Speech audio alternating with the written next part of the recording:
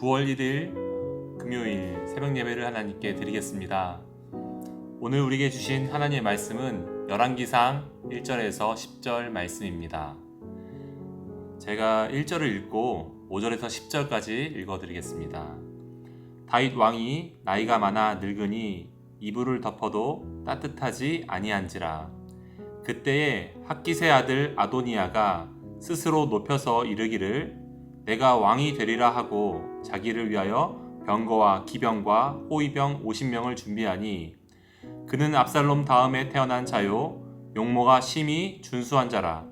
그의 아버지가 네가 어찌하여 그리하였느냐고 하는 말로 한 번도 그를 섭섭하게 한 일이 없었더라. 아도니아가 수르야의 아들 요압과 제사장 아비아달과 모의하니 그들이 따르고 도우나 제사장 사독과 여호야다의 아들 브나야와 선지자 나단과 시므이와 레이와 다윗의 용사들은 아도니아와 같이 하지 아니하였더라. 아도니아가 에르노겔 근방 소엘렛 바위 곁에서 양과 소와 살찐 송아지를 잡고 왕자 곧 자기의 모든 동생과 왕의 신하된 유다 모든 사람을 다 청하였으나 선지자 나단과 브나야와 용사들과 자기 동생 솔로몬은 청하지 아니하였더라. 아멘. 오늘부터 시작해서 저희 10월까지 열왕기상을 함께 살펴보기 원합니다. 여러분, 사사기의 결론은 그때의 이스라엘의 왕이 없으므로 사람들이 각기 자기 소견에 옳은 대로 행동하였더니 라고 끝납니다. 여기서 왕은 하나님이어야 했습니다. 이스라엘 백성은 그 역사는 보면 하나님을 왕으로 모시지 않고 자기가 왕이 되려던 사람들의 이야기입니다.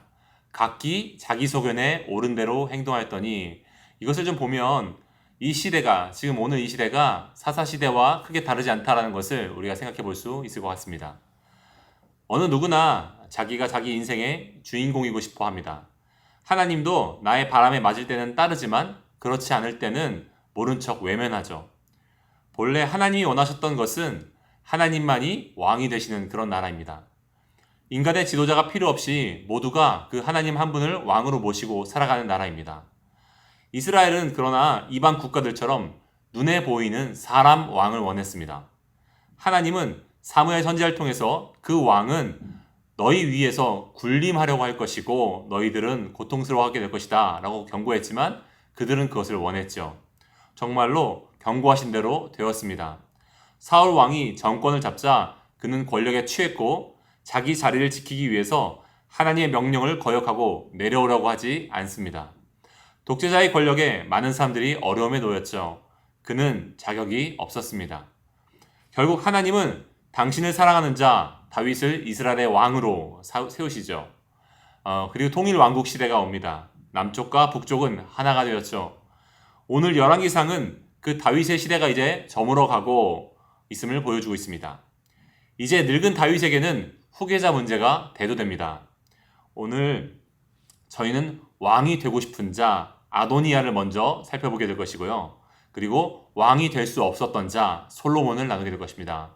그리고 참된 이스라엘의 왕이 누구인지에 대해서 함께 나눠보길 원합니다. 먼저 아도니아입니다. 그는 다윗의 아들로 용모가 뛰어난 사람이었죠. 6절은 이렇게 그를 설명합니다.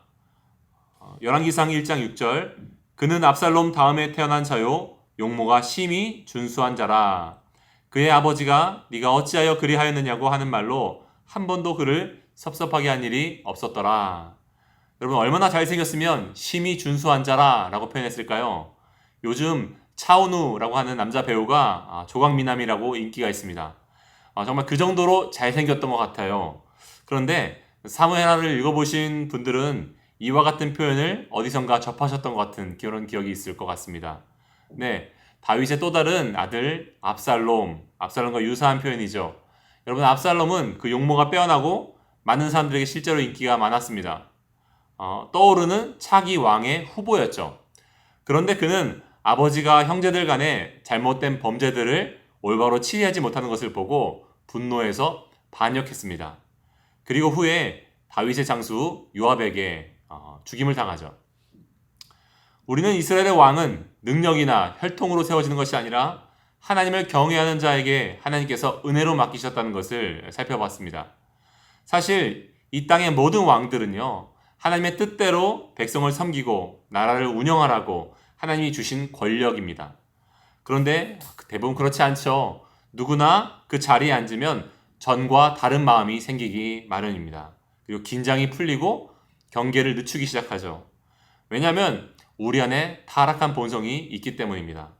그 사람이 어떤 사람인지 알려면요, 힘과 권력을 쥐어줘 보면 안다고 말합니다. 우리가 힘이 없을 때는 모르지만 돈과 권력을 쥐어주면 어떻습니까? 결국 우리 안에 어떤 실체가 드러나게 마련입니다. 여러분, 우리는 누구나 다 왕이 되고 싶어 하지만 그 힘을 바르게 다스릴 능력이 우리에게 없습니다. 압살롬의 교훈은 바로 그것입니다.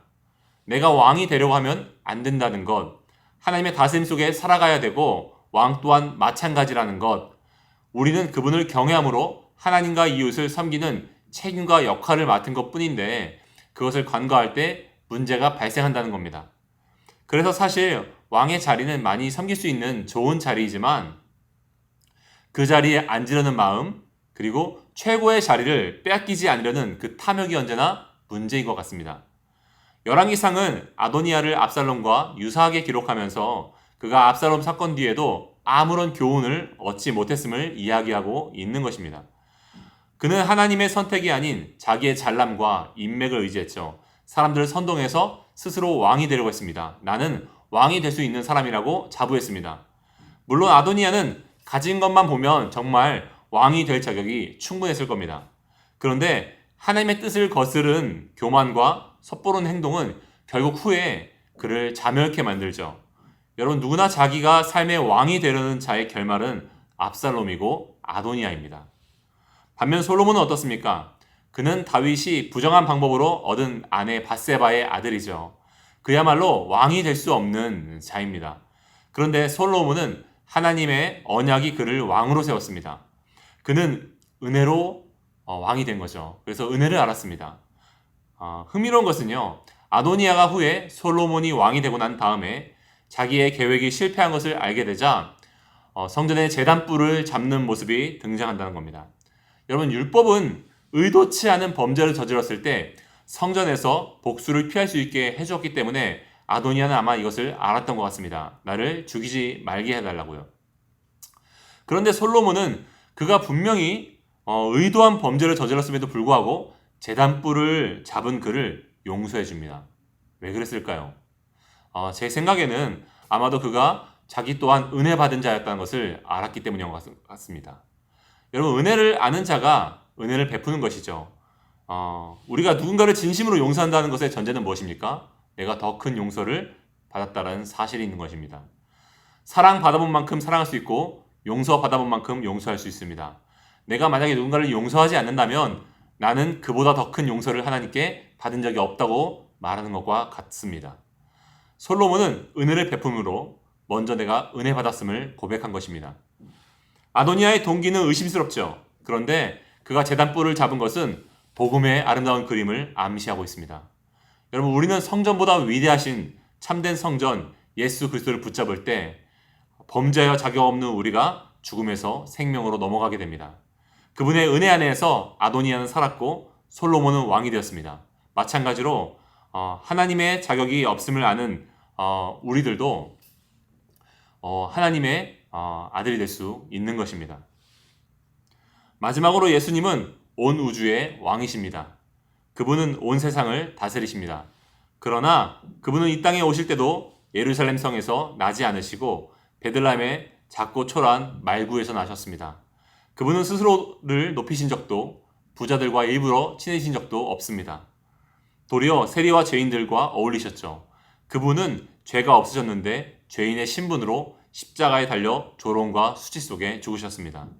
그분은 머리 위에서 유대인의 왕이라는 편말을 붙이고 죽으셨죠. 하지만 그것은 조롱의 의미에 가까웠습니다. 이것은 자칭 유대인의 왕이라는 의미였습니다. 참된 이스라엘의 왕이신 그분이 왜 이런 길을 선택하고 가셨을까요? 우리는 참된 왕이신 하나님의 아들들이 되게 하기 위해서 그분은 그렇게 하신 것입니다. 그분의 궁전에서 그분과 함께 세상을 다스리는 왕자들로 우리를 삼아주시기 위해서입니다. 베드로전서 2장 9절은 이렇게 말합니다. 그러나 너희는 택하신 족속이요 왕같은 제사장들이요 거룩한 나라요 그 후에 소유가 된 백성이니 이는 너희를 어두운 데서 불러내어 그의 기이한 빛에 들어가게 하신 이의 아름다운 덕을 선포하게 하려 하심이라. 결론을 맺겠습니다. 예수님이 하늘 보좌를 버리셨기 때문에 우리가 하나님의 자녀가 될 수 있었습니다. 그분이 낮추셨기 때문에 우리가 높아질 수 있었습니다. 본래 우리는 높아질 수 없는 사람이지만요. 그러므로 자격 없는 자에게 은혜 주신 그분을 찬양합시다. 그분을 따라 자기를 높이려는 부끄럽고 초라한 모습이 아니라 오늘도 그분과 같이 자기를 낮춤으로 하나님이 높게 보아주시는 그런 아름다운 삶을 살아가시는 저와 여러분 되시기를 축복합니다. 기도하시겠습니다. 하나님, 우리는 늘 내가 왕이 되지 못해서 괴로워합니다. 내가 주인공이 되지 않고 돋보이지 못해서 힘들어합니다. 그러나 복음의 거울 앞에 우리는 그런 모습이 얼마나 초라한지 깨닫게 해주셔서 너무나도 감사합니다. 압살롬의 교훈을 배우지 못한 아도니아가 되지 않게 하시고 하나님의 은혜로 사는 솔로몬이 되게 하여 주옵소서. 그렇게 자격 없는 자를 은혜 주시고 높이시는 예수님만 자랑하여 주옵소서. 그분만 따르게 하소서. 예수님의 이름으로 기도합나이다. 아멘. 이 시간 우리 함께 두 가지의 기도 제목을 가지고 기도했으면 좋겠는데요. 먼저는 자격 없음에도 자꾸만 내가 가진 능력을 의지하여 자격 있다고 생각하고 아도니아의 뒤를 밟는 어리석은 우리의 모습을 회개하였으면 좋겠습니다.